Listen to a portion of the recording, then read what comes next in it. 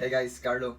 Have you ever wondered why, when someone starts clapping out of nowhere, everyone's clapping and you're clapping and you don't know why, and you're seeing something that you might not even like, and you're there clapping yourself, mindless, doing it, don't know why? Have you ever seen those old TV shows, those comedy things where they have this laughter in the background? There was like a really bad joke, and out of nowhere it sounds this fake laugh that everyone knows it's fake, but you still couldn't resist to laugh? Well, today we're gonna talk about the secret fourth persuasion principle, and it's called social proof. So first, we're gonna see what is social proof, how does it work, then how similarity plays a role, and then how to use social proof in a way that helps you out and you're not like a mindless sheep that just follows everyone into the same mistakes. So let's go. Basically, social proof works because we think that if a lot of people is doing one thing, they're probably correct. Why? Because we see it as we are ourselves. We are constantly looking to not making mistakes, right? We are constantly looking to be safe. So we assume that a lot of people have already taken that decision, and then we mindlessly, like the shortcuts, just follow everyone else because we assume they're doing the correct thing. That's it. So let's say a really good example: if you see people in the street, back then when no one knew anything about global warming, they just threw all the trash in the floor, and everyone just did it because everyone else did it, and it was easy, and out of nowhere everyone did it, and it was just normal, right? But nowadays you see someone throwing trash and you're like, what is he doing? Or you might be picking up yourself or telling him, hey, do this and this. That's an example. Also, when you're driving, your driving speed, if you are like with a lot of people that are going really fast, then you can tend to go faster because you want to go the same as they go, right? Also, have you ever seen those long ass lines on their bars or restaurants that you see like the line was so huge and then I go in the inside and it's empty? It's because of the social proof aspect. They are doing that on purpose. Like, okay, let's make a huge line so people feel like, hey, I need to go there. If there's so much people wanting to do that, I must do there. And most of the people just blindlessly do things. Like, there's like only 5% of people that actually take decisions, and then the rest just follows because it's way easier. Also, I saw a really cool example for tips. Like if you're in a restaurant or someone that plays guitar in the streets, they put some tips before they go out there, so people feel like, oh, if someone is giving money to them, it must be a good idea, right? It must be something that it's okay to do. And on the flip side, on the not so good side, is on the emergencies. There's a lot of cases of people that have like a huge emergency in like crowds of people and no one does anything. Why? Because they don't think it's an emergency. Because you basically think like, if that, maybe you are going out of a concert and you see someone in the floor, right?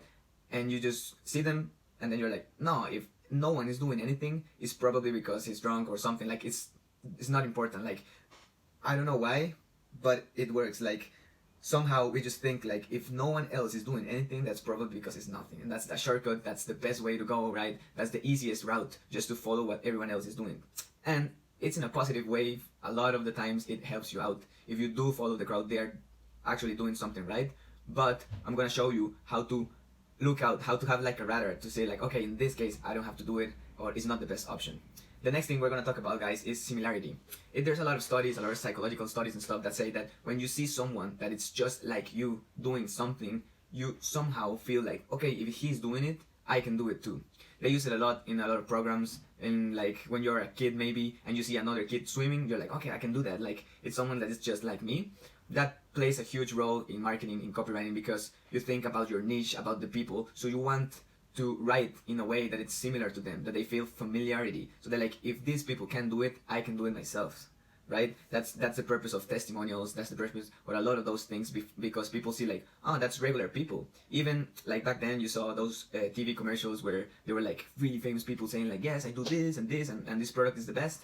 Right now is like more efficient to use people that look like your audience, people that look really pretty normal, right? Because those fake ones, okay, I'm gonna talk about how to use it in a good way and what is the bad way. How to have like this kind of radar, this fake radar. So in this way, you can follow the crowds on those things, but you can detect when it's fake, right? Like those interviews, like if you see in some news channels that they are like, okay, I'm gonna interview these people, and out of nowhere, and they seem random people. There's a lot of like marketing techniques that they're going, okay, I'm gonna interview these random people, and when they talk to them, they're like, yeah, this product is the best, but it sounds fake, looks fake, and it's fake. So they are trying to convince you, to persuade you, but in a negative way, right? Remember, guys, we're going in the good path. We're not going in the fake, scammy path.